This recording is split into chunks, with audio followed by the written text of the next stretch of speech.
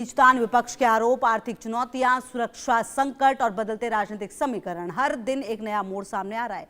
सवाल यह है, क्या मौजूदा सरकार अपना कार्यकाल पूरा कर भी पाएगी या फिर पाकिस्तान की राजनीति में कोई बड़ा उलटफेर होने वाला है? क्या सत्ता की कुर्सी पर वही चेहरा रहेगा या किसी नए नेतृत्व का उदय होगा? और क्या पाकिस्तान में एक बार फिर गठबंधन, टकराव और सत्ता संघर्ष का नया अध्याय शुरू होने वाला है?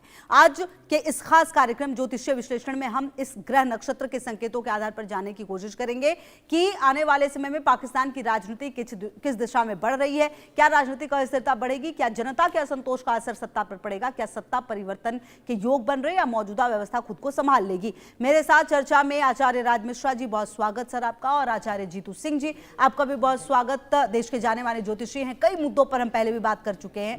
आचार्य राज मिश्रा जी, क्योंकि मैं शुरुआत आप ही से करूंगी, ये जो पूरी परिस्थिति पाकिस्तान की, अभी मैंने एक ब्रेकिंग भी पढ़ी, आपने देखा कि सिंध में भी हालात जो है वो बहुत ज्यादा खराब हो रहे हैं। क्या ये जो शहबाज शरीफ है, सो कॉल्ड जो कठपुतली सरकार कहा जाता है, क्योंकि सत्ता तो आसिम मुनीर ने ले रखी है, मतलब सत्ता संभाल भी पाएंगे कि नहीं, अपनी पूरी कर पाएंगे कि नहीं जर्नी? देखिए, दो रीजन है अभी फिलहाल, क्योंकि आसिम मुनीर का चार्ट मेरे पास है। मैंने ये बहुत पहले हम लोग एक कार्यक्रम कर रहे थे जिसके अंतर्गत मैंने ये चार्ट आसिम मुनीर का बनाया था। आसिम मुनीर का जो जन्म है वो 6 जून 1966 का है। रावलपिंडी में उनका जन्म हुआ है पाकिस्तान के अंतर्गत। खैर, ये बड़ा मुश्किल होता है पाकिस्तान में किसी का डेट ऑफ बर्थ क्लियर हो।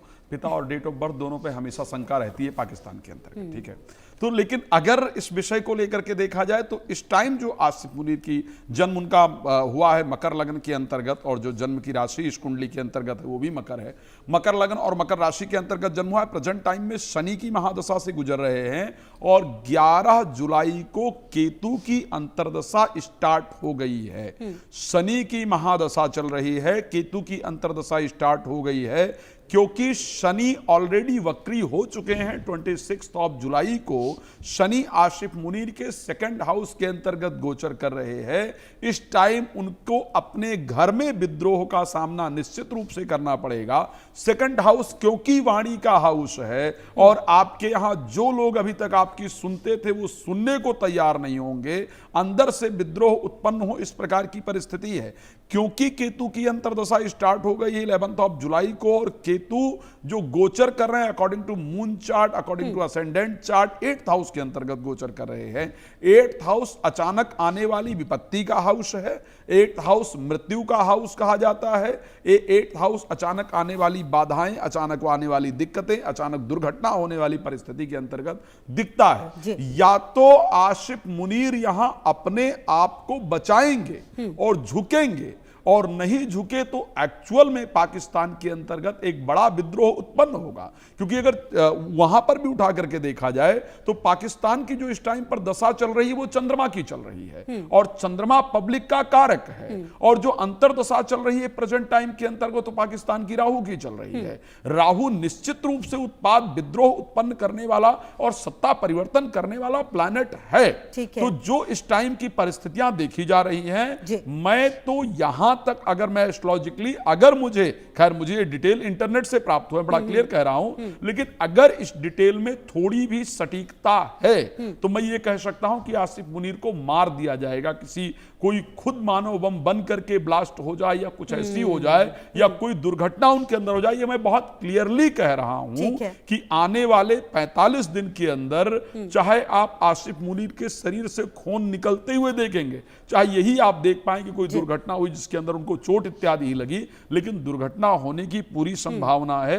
अगर ये डिटेल मुझे सिर्फ डेट ऑफ बर्थ भी अगर क्लियर हुआ तब की बात कर रहा हूं जी। ठीक है, अच्छा, मैं आचार्य जीतू जी को भी जरा चर्चा में ले लूं, फिर वापस आती हूं आपके पास राज मिश्रा जी। अच्छा जीतू जी, देखिए अभी की जो ये पूरी परिस्थिति को अगर हम देखें और समझें, पाकिस्तान में आए दिन ब्लास्ट हो रहे हैं। आप देखिए आत्मघाती हमले हो रहे हैं, कहीं ना कहीं लोगों की जान जा रही है, और ये बहुत ज्यादा बड़ा है। मतलब, और खुद शहबाज शरीफ कह रहे हैं कि हम आतंकवाद से सबसे पीड़ित हैं। जब आतंकवाद को पालोगे पोसोगे तो पीड़ित भी तो रहोगे ही, ये तो कोई वैसी वाली बात है नहीं ना। तो कुल मिलाकर अब जो पाकिस्तान है, क्या उसमें आपको कुछ बड़ा, बहुत बड़ा उलटफेर होता हुआ नजर आ रहा है क्या? जी, बहुत बहुत धन्यवाद खुशबू जी, और हर हर महादेव। सावन के पावन त्योहार पर्व की आचार्य जी को, आपको, दर्शकों को हार्दिक हार्दिक शुभकामनाएं। हर हर महादेव। देखिए अगर हम इस समय पाकिस्तान की कुंडली की इस समय की सिचुएशन, प्रेजेंट सिचुएशन देखते हैं तो प्रेजेंट सिचुएशन में सबसे ज्यादा उथल पुथल कहाँ हो रही है? गुरु वक्रीय हैं, गुरु अतिचारी हैं, वक्रीय नहीं अतिचारी हैं, लेकिन कहाँ पर?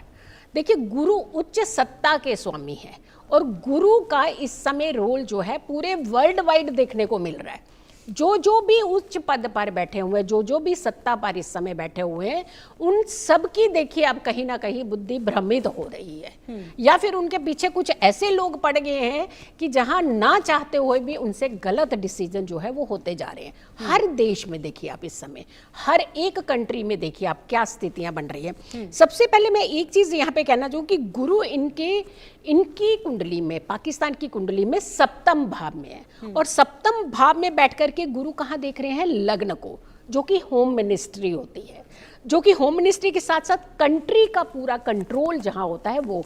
और जब अतिचारी होकर के गुरु देखते हैं तो बहुत सारे डिसीजन जो है बहुत जल्दबाजी में लेते हैं ऐसे लोग। अब यहाँ पे दो तीन हम इनकी जो कुंडलियों पे चलते हैं।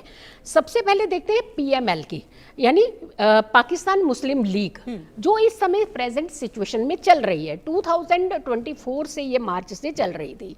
ये इनकी जो सत्ताधारी जो बैठे हुए हैं, जो उन्होंने पूरा आतंक इस समय मचा रखा है। और दूसरी है पीटीआई यानी गौहर अली खान की, सेकंड पॉपुलर पार्टी है ये इस समय की। और फिर तीसरे नंबर पे आ जाते हैं पीपीपी यानी बिलावल भुट्टो की पार्टी, जहां बवाल मचा हुआ है।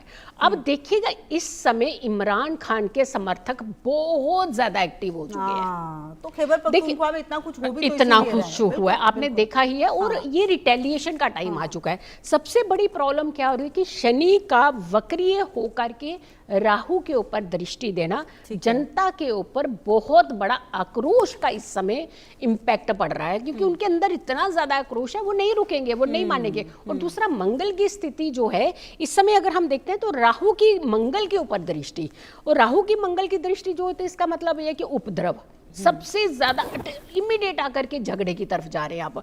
आप सोच ही नहीं रहे, सीधा इम्पैक्ट वो रिटेलिएशन के मूड में है। तो दबा करके इस समय सिचुएशन वहां की खराब होने वाली है, बहुत पीड़ित अवस्था में होने वाली है। जैसे इन्होंने कहा आचार्य जी ने कि मुनीर की हालत बहुत खराब होने वाली है, क्योंकि उसका रीजन बता रही हूँ।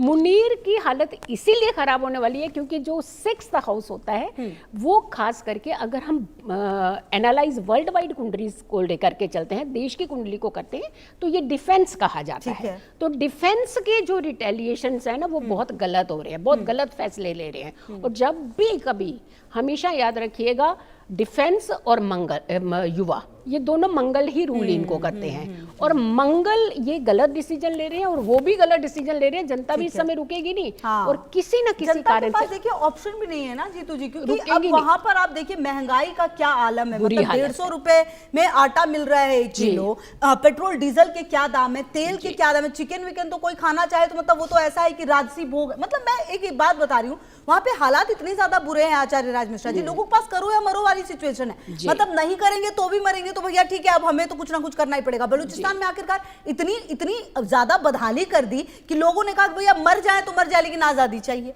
अब वही हाल पूरे पाकिस्तान में नजर आ रहा है। नहीं तो परिस्थितियां